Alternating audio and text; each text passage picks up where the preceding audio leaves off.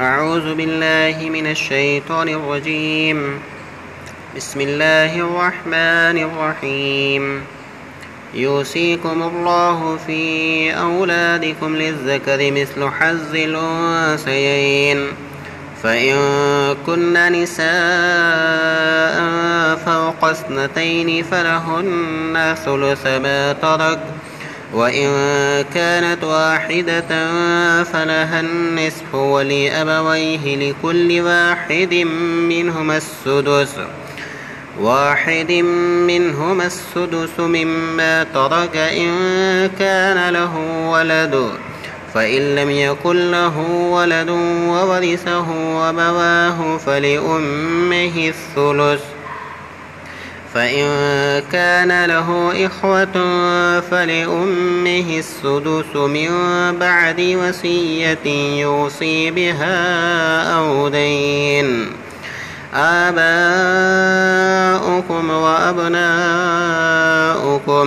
لا تدرون أيهم أقرب لكم نفعا، فريضة من الله، إن الله كان عليما حكيما. ولكم نصف ما ترك أزواجكم إن لم يكن لهن ولد، فإن كان لهن ولد فلكم الربع مما تركن من بعد وصية يوصين بها أو دين، ولهن الربع مما تركتم إن لم يكن لكم ولد، فإن كان لكم ولد فلهن الثمن مما تركتم من بعد وصية تؤصون بها أو دين. وإن كان رجل يورث كلالة امرأة وله أخ أو أخت فلكل واحد منهما السدس، فإن كانوا أكثر من ذلك فهم شركاء